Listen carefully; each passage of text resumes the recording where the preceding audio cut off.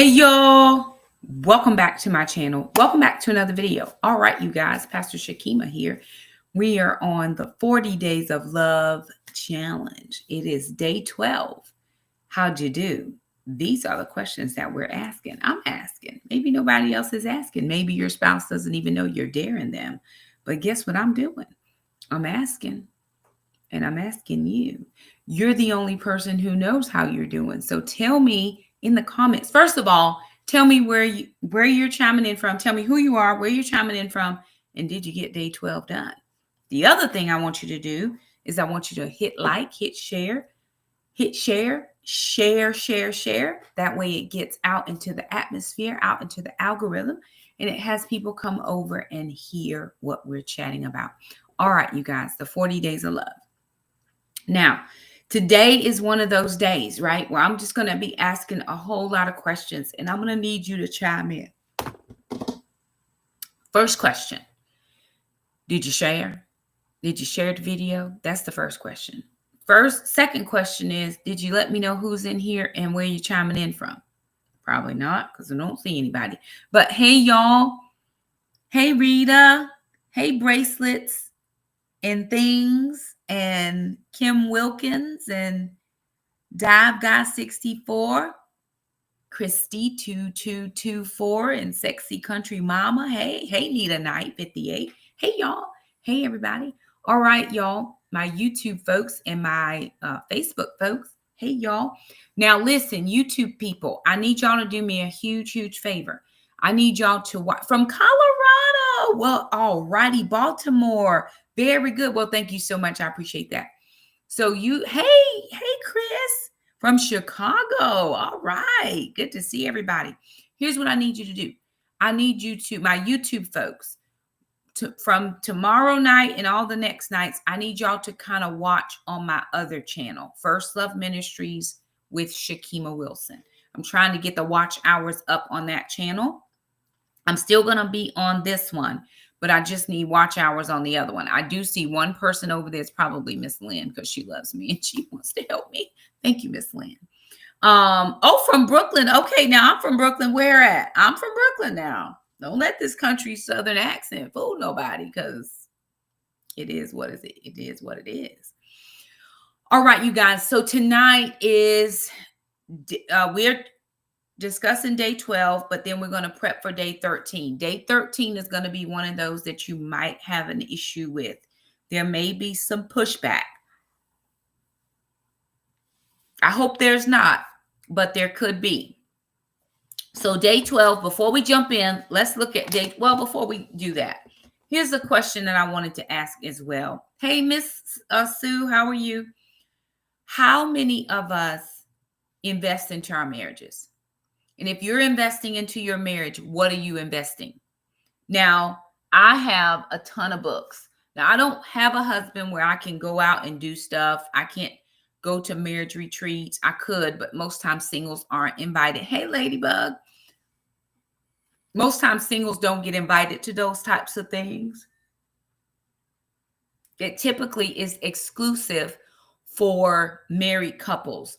You may have some ladies' events that do talk a little bit about marriage, but on the whole, when you have a marriage conference retreat or whatever, it typically is for the married couples or they're engaged, right? So sometimes us single people don't really have much we can go to. However, I have this, I always get resources. So this resource is called His Needs, Her Needs. It is from Willard F. Harley Jr., Building an Affair-Proof Marriage. So I got this as a recommendation from Dr. R.A. Vernon and Dr. Victory Vernon. Hey, ma'am. Hey, Shaketta. Good to see you. Hey, friend. So I got this from a recommendation. Hey, Miss Ollie, a recommendation from them. Ocean Hill. I'm from Brownsville, Chester Street. I'm from Brownsville, Chester Street. His Needs, Her Needs. That is one book that was a recommendation from Doctors R.A. and Victory Vernon. Then I have, okay, this one, A Marriage Without Regrets by Kate Author. Where's another one? I have so many books, y'all. I have so many books, all kinds of books. Here's one of my older Love Dare books.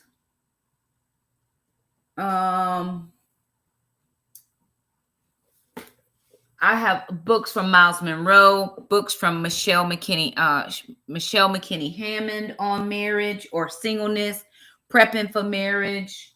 Bunny Wilson's book. I have to look for a couple more. This is called Creative Love, 10 Ways to Build a Fun and Lasting Love. I just get, and this came from Ollie's. I go to places and I try to find things, because when I don't know how to work myself out of a situation, or I don't know how to properly plan a date, right? Most men just say, okay, well, we're going to go out somewhere, and you just drive around till you find a place. Well, no, let's be, this chapter 2 of this book is called Suspense, Spontaneity, and Surprise, how to surprise your spouse.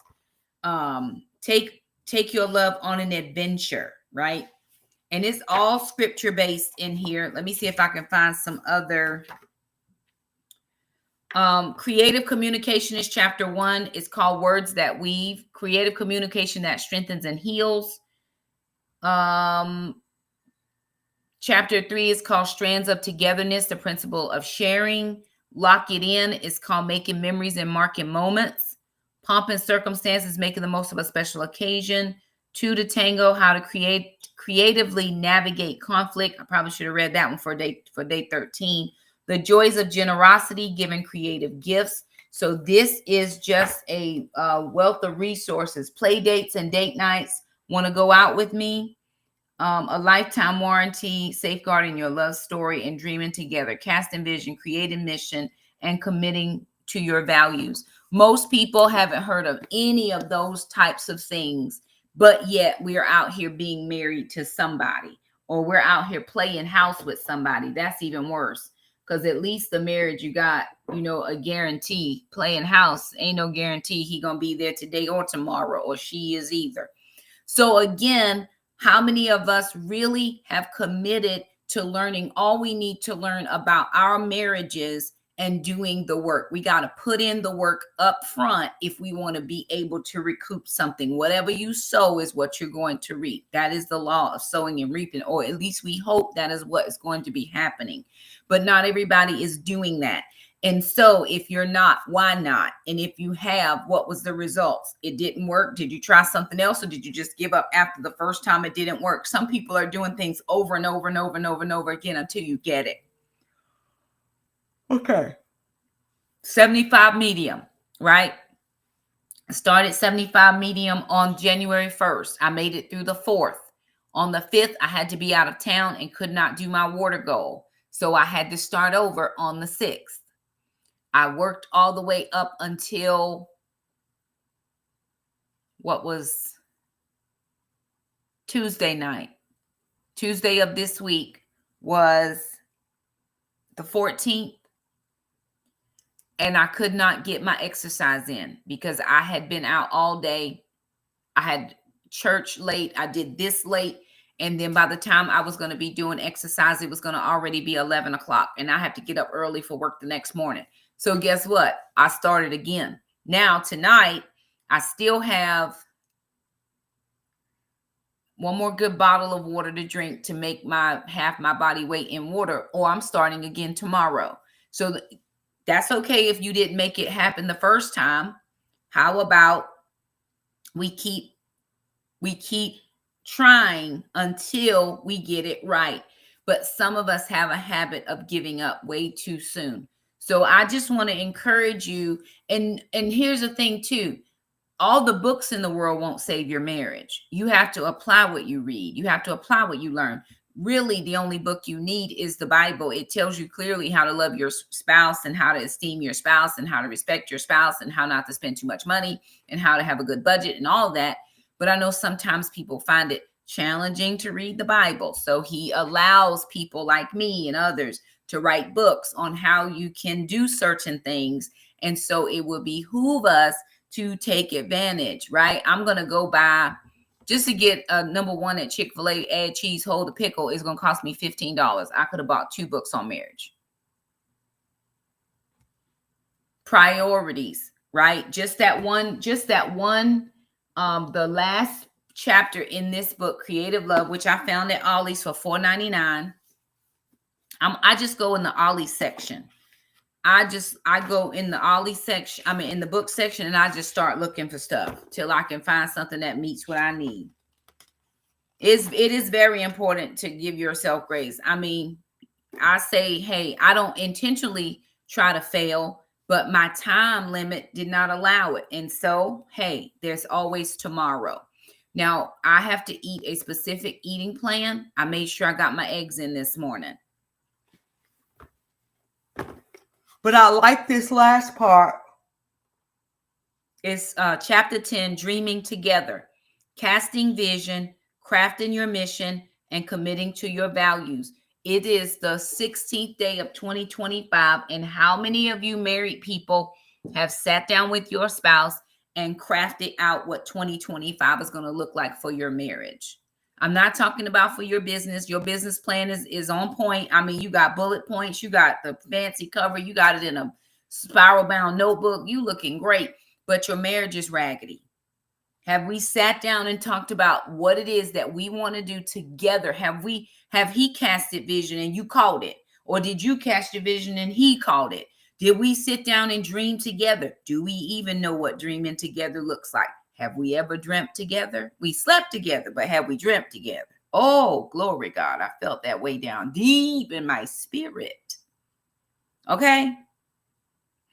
So your marriage is not anything to play with, yet we play quite often with people, their feelings, our money, whatever, just so that I can be pleased. Well, you're not always going to be pleased. There are going to be things that you don't agree with, things that you don't feel good about. Are you sticking with it or are you jumping ship? Which one? All right, we're going to move into day 12 because I do want to go into day 13 and spend a few minutes there. So let's just review day number 12 and let's go back to your dare. Day 12, which was today, is today. Love lets the other win. That was day 12. Demonstrate love by willingly choosing to give in to an area of disagreement between you and your spouse. Tell them you are putting their preference first. Anybody do that dare? Or have the opportunity? Maybe it did not present itself.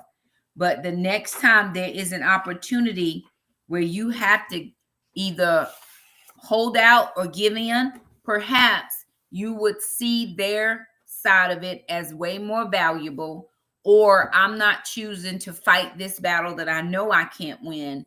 And so why not me just take one for the team, take it on the chin, and let a brother do what a brother want to do? You know what I'm saying? Not to my detriment. I do not believe that any husband or wife that are in a loving, satisfied relationship intentionally hurts their spouse. So I'm not talking about those people. Those people need prayer and deliverance, I'm sure. I'm talking about the fact that there's just a simple, small disagreement. It's not something I would have chose to do. However, fine. It's very good. Whatever's gonna, if that's gonna make you happy and this is what we need to do, because it's not hurting me. Remember, day 12 was me relinquishing my right to be right, even though I have a right to be right. I'm choosing my spouse over my right to be right. And that is perfectly fine to do. Okay. Now, we're moving into day 13. How many of you have taken your marriage evaluation? If you have not taken your marriage evaluation, can I tell you that you've already started behind? Because most of us have scored ourselves at, honey, we are at 1,000. 1,000 is the highest points you can get. We are at 1,000 until you actually take the survey, until you take the evaluation, and then you come out with a 605, and you like, ooh, wait a minute, what did I miss? And it says This is an area that you need to grow in. Communication might be an area you need to grow in, or abiding, apologizing. Some of us are too big to apologize because guess why? We're never wrong. Pride, because sometimes you are not right. I can tell you 100%, and I know this for a fact, that most people will blame their significant other spouse for the breakup of their marriage, the dissolution of their marriage. Can I tell you 100% it was not all his fault, not in my marriage. I know, because my simple prayer was, God, show me. I don't have time to be trying to evaluate him. That's long gone. But show me Shakema. Show me the areas where I have missed it. And y'all, day 13, this is one of those areas where I wish I had known it way back when I was married. Had I known some of the things I know now and have studied for the past 15 years, it's been that long that I've been studying marriage and just feeling a heart for it. But had I known then what I know now, I probably still would be married. Maybe. There's a better chance. But not knowing anything, that's why I'm not married now. That's why I'm divorced. But day 13, which is tomorrow, is one of those days where you really have to sit down and think a little. Tomorrow is an apology day. When you take that marriage evaluation, it breaks down those 7 different sections. You have apology, you have attention, acceptance, affirmation, affection, allowing, and abiding. You have all of those. And then you have what score you made. I was a little bit higher this time, but that's because I did my evaluation from how I would be now. When I've done it in the past, it was how I was when I was married, because I did not try to fudge the system. I just answered honestly when I was married. Okay, so I'm a little bit higher now. I'm not at a perfect score either. There are some areas. I have likely strengths, but there are some areas. Now, day 13, love fights fair. How many of you are boxing fans? Any boxing fans? Put a little thumbs up in the emojis. Or have you ever seen a boxing match or watch one on pay-per-view or whatever? Do you know the rules of boxing? If you know the rules of boxing, will you type that in the comments for me? Let's see if you get these rules right. Does anybody know the rules of boxing? Boxing's not my sport. I'm more of a basketball kind of girl, but listen, Mike Tyson was good to watch once upon a time. Muhammad Ali, you know, all those good boxers back in the day. Okay, here are the rules of now here's the thing. If you don't know what the rules are, how do you know if the person is fighting fair? If you don't know what the rules of the game are or the rules of the competition. This is a problem in marriage. We don't know what the rules of engagement are, and so we engage wrong. Now, here's what the rules are in boxing. The only method of attack is punching with a clenched fist. Punches below the belt or the back of the opponent's head or the neck is not allowed. The ring rope, so around the ring, there's ropes, top rope, middle rope, bottom rope. The rope rings cannot be used for leverage. So you can't get them on the ropes and keep, pound, pound, pound. You got to eventually let them out of there. An opponent cannot be hit when they are down. So if somebody goes down, you can't keep hammering them. You got to back up and let them get their wits about them so they can, figure out if we're going to continue or we need to call it. If a boxer is hit with a low blow, they can be given up to 5 minutes to recover. They'll tell you no hitting below the belt. That's not allowed. And if you do it too many times, they put you out. You lose just because you didn't follow the rules. So for those of us, do we not know, and most of us don't, that there are rules of engagement when you're in conflict with your spouse? And if you don't have rules of engagement, then you need them. If any of you are in the professional world or you in teaching or something like that, and you go to meetings, these are called your norms. What do we normally do when we come into this meeting? and we do not deviate from the norms, because deviation from the norms keeps me in here longer than I want to be.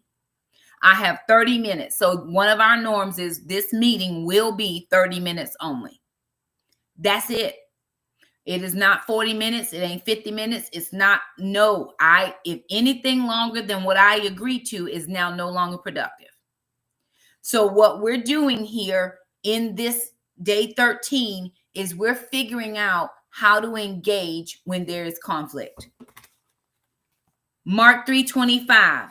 If a house is divided against itself, that house will not be able to stand. It just can't stand.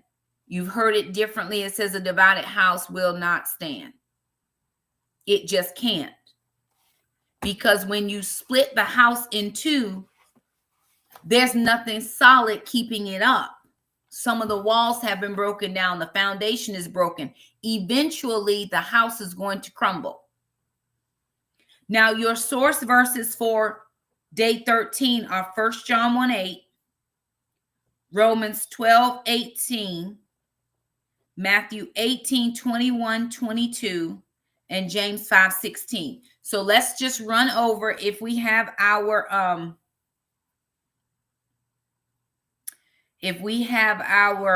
Bibles. We're just going to jump in very quickly so that we can go through those verses. I'm not going to talk forever because I want to get to these rules of engagement. Okay, 1 John 1, verse 8. If we boast that we have no sin, we're only fooling ourselves and are strangers to the truth. This is when your grandmama say you a lie and the truth ain't in you. That's what my grandmother used to say. Where did she get that verse? She got that verse from 1 John 1:8. She didn't know she got it from 1 John 1:8, but that's where it came from. Romans 12:18. So those of us who think that our spouse is always the problem, go back to 1 John 1:8. That's your verse. Trust me, I know. Romans 12:18. I should make sure I got the right verse. Do your best to live as everybody's friend. That also includes your spouse. When my ex-husband said to me, "You're not my friend, you're my wife," crushed my spirit, crushed my soul. I was done because he was my best friend. I intended for my spouse to always be my best friend. And he said to me, "You are not my friend, you are my wife." Hurt, wound, done. Matthew 18,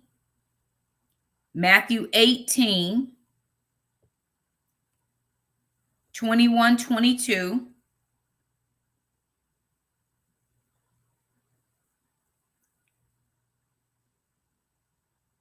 Later, Peter approached Jesus and said, "How many times do I have to forgive my fellow believer who keeps offending me? 7 times? Jesus answered, "Not 7 times, Peter, but 70 times 7 times. Tomorrow is an apology day. And the last verse is James, which is one of my favorite books of the Bible. James is called the book of maturity. So if you're trying to mature in Christ, read the book of James over and over and over and over and over again. James 5:16.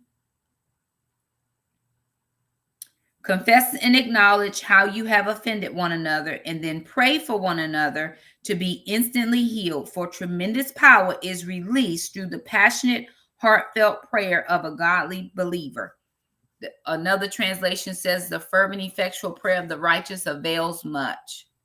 So I'm going to have to extend some grace to my spouse when we have conflict. Okay. Like it or not, conflict in marriage is simply inevitable. I'm on page 61 if you have your book.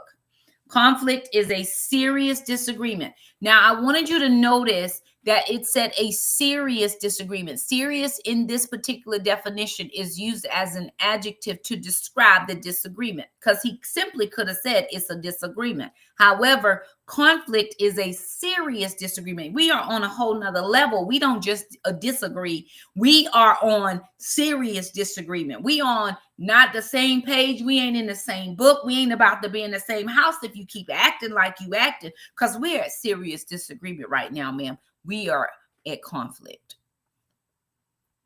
or an argument. It's a squabble. We out here trying to learn how to wobble when you already know how to squabble. Listen, squabble, baby, squabble, baby, squabble, baby. We just squabbling. Always squabbling. Why? I can't deal.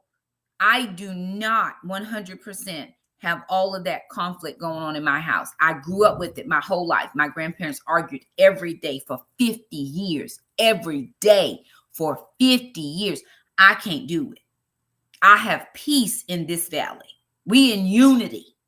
Whatever I got to do to have that happen, we doing it. It's your difference of opinion. It's discord. It's friction. Do you know that if you rub two things together long enough, like my thighs, you're going to start a fire because that friction is a thing? If you take, like you see those people out in the wood, wrong analogy with California burning. Lord have mercy. Okay. So enough friction could spark a flame to cause a fire. That is exactly what happens when you open up your mouth carelessly and you start saying stuff. Because he talks about in the book, in this particular section, where we get to, when we're arguing with each other, when we're at conflict, we're at serious disagreement, all the gloves come off. Now, remember, this is not bare knuckle fighting. We're talking about boxing. Boxing is a gentleman's sport. Really, it's brutal, but it's a gentleman's sport because we wear gloves and we have on our nice little boxing shorts and we're in a nice ring. Bare knuckle fighting is just out. That's street brawl. That is no gentlemanly. In boxing, when the bell dings, everybody goes to their corner. Outside in the brawl, it's nuck if you buck. And we about to nuck because you done bucked and we doing it. Ain't nobody stopping nothing. But boxing versus or contrary to street brawl is very gentlemanly. You got it. When the bell dings, everybody goes to their corner to collect their thoughts, to have a minute, to decompress, to get their strategy back. That's how marriage has to be. You have to know how to go to your corner and come back when you're in your right frame of mind to have this discussion. I'm not going to argue with you right now. I realize and recognize that you are very emotional, that you are having a very, you in this thing for real. So what I need you to do is I need you to calm down. And when you calm down, we can discuss this. But if you continue to yell and holler and scream at me, I am not going to be able to remain. I must go to another place. But normally when we are already at a 10 and a 12, we stay there. And that's the point and the place when we say things that we later regret. I shouldn't have said that. Right. It's just too late now. You already said it because it's out here in the atmosphere. They already really know how you feel. That's when we bring up old stuff. The past comes and shows its ugly face. Well, you should remember when you did and remember when you did. Now we forgot 1 Corinthians 13 that says love does not remember any of that. And God don't bring up our stuff, but we don't forget nothing. We just pack it up in our little suitcase for later. We put it right back here. Okay, as soon as he say something crazy, I'm about to come out with this. Remember when. Can't win for losing because you'll never let us forget. And I think one of the reasons why I've had to hone my words, I'm very selfish, y'all. I don't want to have to apologize. I don't want to have to go to them and say, I'm sorry because I was wrong. I just don't say stuff.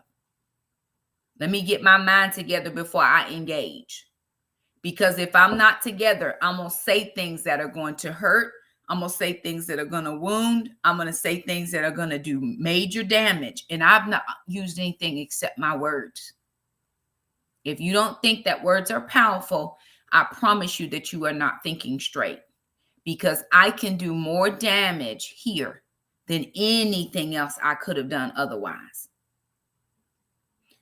He says in the book, which I thought was, again, he says, when you tie the knot as a bride and groom, you join not only your hopes and dreams, but this is so good. Y'all listen to this. This is why we got to spend a minute. This man has sold me a pipe dream. Girl, we're going to take on the world. We're going to do all the things. We're going to live over here. We're going to work for Jesus. We're going to do all. I mean, he has laid it out for me. But what he failed to tell me was that he was bringing his hurt, his wounds, his pain, his trauma, his stress, all that. I got the hopes and the dreams, but I also get the other stuff as well. I get all your baggage. I was teaching my the Titus 2 ladies. God will not let me claim them as mine, but I was teaching the Titus 2 ladies. And one of the years, the Lord told us, unpack your bags. Unpack your bags. You're carrying around hurt from your last 3 husbands. And this 4th one, who's trying to be the best he know how to be, he don't know how to even deal with none of that stuff. You carrying around your past trauma from what happened to you 20 years ago when you was a little girl. You are carrying around past trauma of your mom being an addict. You are carrying around past trauma of on the job discrimination. You just got all this, and they have theirs. They have theirs as well. And the problem that I see in today's society and culture is nobody wants to work on their stuff. I just gonna bring everything I have and he got to deal with it. Now, a good man or woman is willing to deal with it. But would it not be better that while God gave us all of this time to get ourselves together, that we went through some of that stuff, that we unpacked? Y'all, I'm doing 30 bags in 30 days. Imagine what I can unpack in my own life if every single day I went through and evaluated my behavior, my words, my work ethic, my integrity, all of those types of things. Why do I make the choices I make? Why do I talk like I talk? Why do I spend like I spend? If I just spent time evaluating Shakema, how much could I unpack? Here's the thing. I do not believe, this is just me. Please don't stop following me because I'm going to say something after this. Okay. It's like the but. Okay. I don't believe in therapy. For me, I don't believe in going to somebody sitting on their couch for $150 an hour for 10 years straight. Jesus is the great counselor for Shakema. He has been able to show me my mistakes every single time. Very genteel. He takes me through these strategies on how I could have said that better. And he doesn't charge me. He paid the price. He don't charge me. He paid the price. Now, just because I don't believe in it for me does not mean that you may not need it for you. So if you need counseling, there are plenty of people who are equipped, who are knowledgeable, who have the credentials to help you unpack your bags. God gave me a word. God gave me a word. It was probably 4 years ago. 4 to 5 years ago. And the Lord said this to me. And I have held this word very close to my heart since. He said, Shakema, and he always calls me by my first name when he's talking to me about me. He never says it any other time, but when he's trying to give me a word about me, he says Shakema. He said, when your husband comes for you, don't take anything with you except your clothes. And if he tells you to leave them too. He says, because where I am taking you, I have already made provision. So I am coming to this marriage that God is going to give me. Amen. Hallelujah. Glory. And thank you, Jesus. Without anything. I don't got no bag. He's like, you ain't got no bags. I ain't got no bags. I ain't got no U-Haul truck. I ain't got nothing. God told me to leave it all here. He says, where I'm going, it ain't no need for me to bring all this stuff. What is the point? Half of it came from the Goodwill. Another half of it, somebody donated it to me. He says, don't take anything. So why is it that when God has given us time to unpack the bags, we still carrying around 4 and 5 and 15 bags? Here's what your husband looks like in the spirit. Listen to Shakema. I'm telling you this like I know the back of my left hand. Listen to me. You have this man and he wants to take you on. So now you jump on his back. He all right. He good. You got the man. He's strong. He's heavy. He's pretty buff. He can hold you up. He's got you. But now you got a backpack on. You got a backpack on. You got a purse. You got a crossbody bag. You grab both because you don't have to hold on because he got you. You got 2 hands with 2 rolly suitcases, and he's trying to get you to wherever you going with all of this stuff you carrying. And your kids have just jumped on your back. but you forgot you was on his back. So most men these days, especially when you got kids, they're like, no, I'm good. That's too much pressure for that man to try to deal with. And I'm not saying that the woman don't have the same, because it can be exactly the same. But why would I want to deal with any of that when you've been single? How long? I've been single 15 years, and you ain't dealt with nothing in them 15 years. You just been sitting around waiting for me to show up so you can give me all your trauma, your drama, and your stress, and I didn't cause it. And herein lies the problem. God gave me 15 years. I haven't always loved every day of the 15. I've looked at God sometimes sideways and with the stank eye going, really, God? Really? Really? That's me. Probably not you, because you're better than I am. So don't even try to pretend like you're not, because you are, because I've questioned the Lord.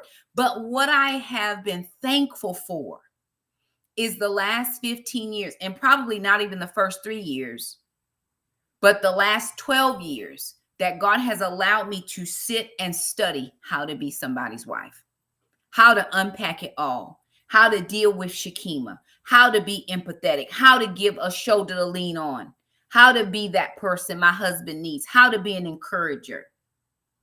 Because I had time. He wanted me to unpack my stuff, because not only do I want your pipe dream, but I don't need you wallowing in my trauma. I've already done that long enough. So let me deal. Okay, I'm moving on. I'm moving on. Okay, it says, from the moment you unpack from your honeymoon, you begin the real process of unpacking one another, unpleasantly discovering how sinful and selfish each of you can be. Pretty soon, your mate starts to slip off your lofty pedestal and you off of theirs. The forced closeness of marriage begins stripping away your public facade, exposing your private problems and secret habits. Welcome to fallen humanity. Because when you're dating and you're not engaging in activities, all they get to see is you dressed up. Listen, I'm about to show you what it looked like when I ain't got no makeup on. I don't wear wigs and I don't wear makeup all the time. This is what I look like. Now, if I feel like getting dressed up, don't worry, you about to get a treat. But you need to see the real, raw me. Because after the wedding vows and the honeymoon is done, you about to see boxer briefs on the floor, socks, and all the other stuff that you didn't see before because y'all wasn't living together. You're like, what is going on? I don't quite remember this. You ain't taking a bath today? Ooh, every time you came over before, you smell nice. Now you don't smell nice. So we take off all the mask, the makeup. All right. I'm going to move on because I need to get to this. All right. He says, let me read this. He says, at the same time, the storms of life begin testing and revealing what you're really made of. Work demands, health issues, in-laws, and financial needs flare up in varying degrees, adding pressure to the heat up the relationship. This sets the stage for disagreements to break out between you two. You argue and fought. You hurt. You experience conflict. Every couple goes through it. It's par for the course. You're not alone. But not every couple survives. We can go into this thing married and come out just as divorced as we want to be. Or separated, taking a break, whatever you want to call it. Or we can learn how to fight fair. So here's what we're doing for day 13. There are 2 types of boundaries. We're getting ready to set some boundaries or some norms. You have 2 sets of boundaries or guidelines. And this is what I like. He says, the wisest way to deal with your conflict is to learn how to fight clean by establishing healthy rules of engagement. If you don't have guidelines for how you'll approach hot topics, you won't stay in bounds when the action heats up. So you'll go from being a gentleman boxing in the ring to knuck if you buck. And it's gloves off and whatever happens, happens. We out here scrapping for real. But we're going to keep our boundaries. So we have we boundaries and me boundaries. We boundaries are our norms. This is what we both agree to do. if we get into a heated discussion, or as some people would call it, a heated fellowship. And then there are me boundaries, that this is what I'm going to do for myself, no matter what conflict we're having. I'm not going to go past this. Now, here are some boundaries that he gives you. Under we boundaries, some examples could be, we will never mention divorce. When I start dating, courting, whatever you want to call it, if divorce is ever on the table for you, I'm not the right person. I've already been divorced. I don't like it. I don't plan it again. So if you can't stick in with me, then we are not the right people together. If you mention divorce, if it's even on the table, miss me with that. 2, we will not bring up old, unrelated items from the past. It's over. I've forgotten about it. I've repented for it. I've asked forgive. Please stop letting me live in what it was when I am here now and what it is. We both agree not to bring up the old stuff. The third thing, we will never fight in public or in front of our children. Now, these are just some examples. You come up with your own rules. But the worst thing that I've ever seen or have ever seen is a husband and a wife fighting each other in public. We got to do this at home, babe. We can't do this outside. Because he's just lost all his credibility for being the leader of his household when you are in argument with him in public. See, in public, we got to just know how to hold them and fold them. I'm not about to do this with you. At home, we can knuck if you buck. Here, I'm here for it, whatever. But I'm not about to argue with you in public, and especially not in front of your children, because now you have just forced them to take a side. You have just brought them into an adult conflict that they don't have no business in at all. The conflict is between y'all. So if we got to discuss this when we go to the bedroom, hey, meet me back here because I need to talk to you. But I'm not talking to you in front of my kids. We can call a timeout if conflict escalates to a damaging level. This is what I called, I need 5. Or I need to go to the bathroom. Excuse me, I need to go to the bathroom very quickly. This is when you go, you take 5 minutes. You got to pep talk yourself. Girl, don't flip on this, brother, because you about to take me to this place and about to say something. You know, you got to pep talk yourself in the mirror. You got to wet your face down, wipe it off, and then you got to go back and say, okay, what was that again? Somebody has to de-escalate the situation, because if you do not, it's going to go to a place that you cannot return from.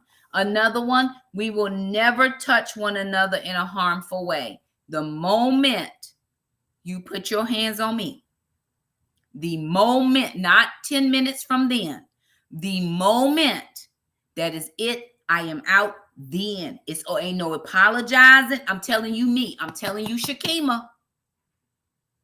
Now I can forgive some stuff, but the very moment you put your hands on me, I will not forgive. I mean, I will forgive, but I will not stay in that. No, I'll play it because I already. I am not a. You can go to the boxing gym. I am not the boxing bag. Okay. Now, if I'm upset and you want to embrace me in a hug, very good. But we're making these rules for ourselves together. We will never go to bed angry with one another. Failure is not an option. Whatever it takes, we will work it out. And I put in another one on mine. We will always make up. Sometimes I might start an argument just for the makeup. I'm just saying, that's me. We always making up. Because we're now back in one accord. We're in harmony. We're in agreement with each other. And then you have your me boundaries. These are things that you're going to agree to. I will listen first before speaking. Everyone must be quick to hear, slow to speak, and slow to anger, according to James 1:19. The one who listens first consistently has the advantage in a fight. You should always approach sensitive issues by respectfully asking questions rather than making assumptions. Don't assume, just ask. The second thing, and he just gave examples, I will deal with my own issues up front. Why do you look at the speck that is in your brother's eye, but do not notice the log that is in your eye, according to Matthew 7:3?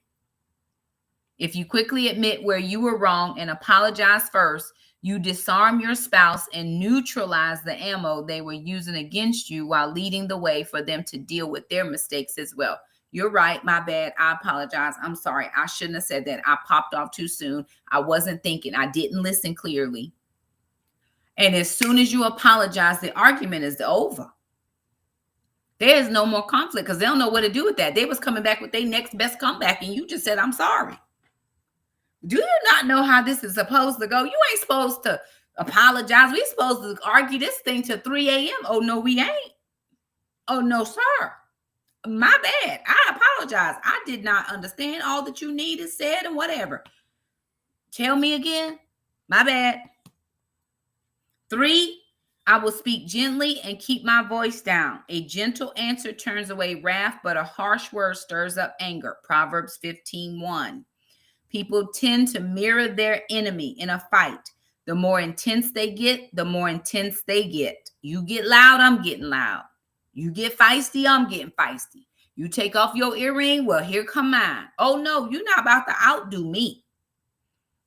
Very quick story. I'll tell you this quick story because it's a good story. I have a friend. Her name is Kelly. Kelly's a licensed clinical social worker, and she's a really good friend of mine. And I used to be way different than I am now. Y'all know the good Shakema. The old Shakema was rough, raggedy, and just terrible. She was terrible. Y'all pray. I'm so glad she doesn't. She's the old things are passed away. Behold, I am a new creature. But I used to get so angry. Like I wasn't even angry. I've passed anger and would be at rage. Rage was a thing I dealt with. The Lord delivered me from it. I'm so very glad.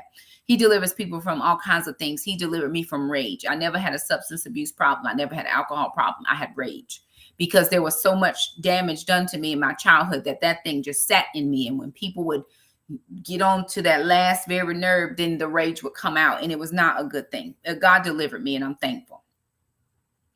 But when my husband left and it was just me and the kids, I didn't yet know how to manage it because I had always had a spouse since I had children, and I was now a single parent, and I didn't plan on that.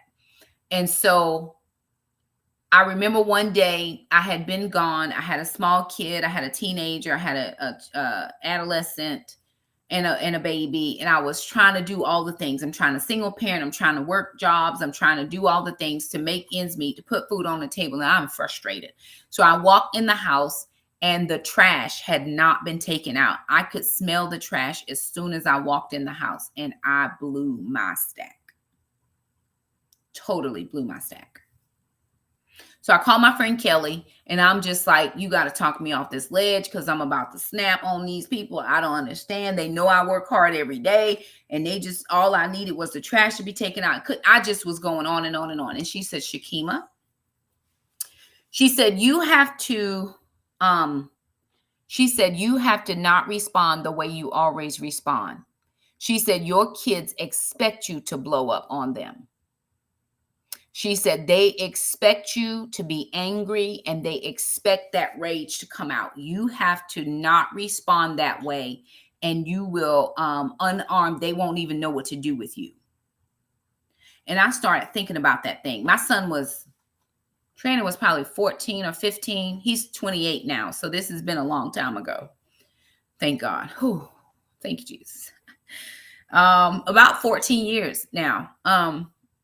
So the next time that something happened that did not go according to what I wanted, I didn't say anything. And when I tell you, you could have heard a pin drop in my house. My kids was walking on eggshells. They didn't know what I was going to do. They didn't know if I was going to blow up. They didn't know if I was going to roll up on them crate. They didn't know nothing. They was like, what's wrong with her? Hey, they was comparing notes. She ever done this before? I don't think she ever done this before. What's going on? What's going on? And every time since then, like I have gotten upset, but I've never gotten to that degree of upsetness again. But I've always tried to be different. They already expect this response from me. So I'm going to give them the exact opposite response. Your spouse already expects something from you.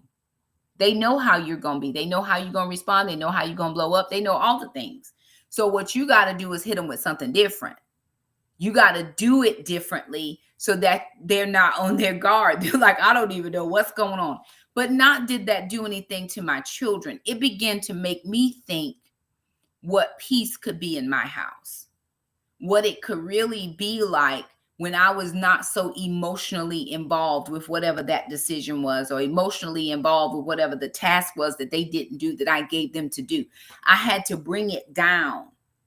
And even now, 14 years later, I mean, honestly, we have the best relationship, my kids and I. We really do. And I very rarely get angry. I get upset. There are things that they do that we have to have a conversation about, but it is not anything like it used to be. And it's that one conversation that Kelly had with me. She only had to have it with me one time because I understood what she was saying. You gotta psych them people out, Shakema, because they already know you're going to do this. And I was like, wow, okay.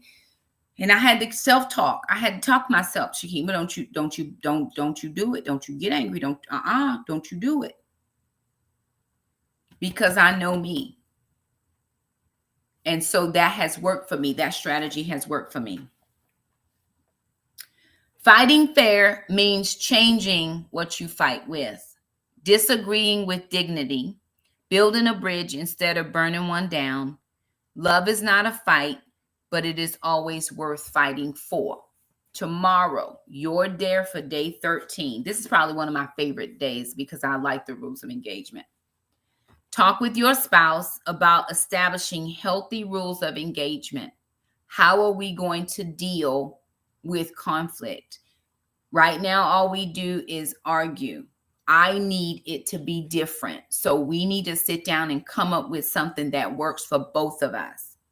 If your mate is not ready for this, then write out your own personal rules to engage. Resolve to abide by them the next time disagreement occurs. So if for some reason your spouse is unwilling, they don't want to sit down, they don't want to rules of engage, they don't want to do any of that. You're not telling them how to engage. You're just committing to what you're going to do. Because remember, even though you're daring them, this is still changing you. I got to do something very different so that my responses are different. And then the overall outcome of this disagreement is different. Some people are lifelong disagreeers. I just don't want to be that. Life is too short to always have problems. I believe that I can be in love my spouse, and do loving things without ever having to be in disagreement. I just don't think it has to happen. And if we do find ourselves in disagreement, I think we can act like two adults and we can work things out. That's my thought. It doesn't have to be yours. So again, tomorrow is one of those days where I'm extending grace to myself as well. Because will I get it right every time? Absolutely not. But it only took Kelly telling me that one time. It only took me thinking about it one time, and I have not gone back to that in 14 years. I needed it one time just for her to help me understand what I was doing wrong. At that moment, she was the voice of the Lord in my life. And I appreciate her for that. And I tell her very often, thank you so much for that one thing. She's done many things for me over the years, but that one thing helped turn around my whole entire life. So anywho, you guys, there it is. That's day 13, which is tomorrow. Remember, we're a quarter of the way through. We were on day 10. We are slowly making our approach to the next 10th day, which will be day number 20. We are already to Saturday will be 2 weeks in, with just a few short weeks to go after that. You can do this. You can make it if you want to. Some of us don't want to. It's gotten too hard. We might need to start over. Maybe your 40 days of love, you got off somewhere. Get back on. Start over again. It's perfectly fine. What I need you to do is like the video, share, especially if you know somebody that is having issues in their marriage. Can I promise you this, that it's not easy? It is not easy. But is it worth it? Every single time. Every single time. It is hard to look at yourself in the mirror. open and honestly and be like, you know what? Whoo, Shakema is a bunch of work. Yes, I am. But I'm a work in progress. God's still working on me and I'm doing well. I'm doing well, right? Give yourself that grace to say, I'm doing well. All right, y'all. I love you guys. Thank you so much. Join me right back here tomorrow night to debrief day 13 and prep for day 14, 9 p.m. Eastern Standard. We will see you guys the next time. Bye now. Bye, y'all. Thank y'all so much for joining me.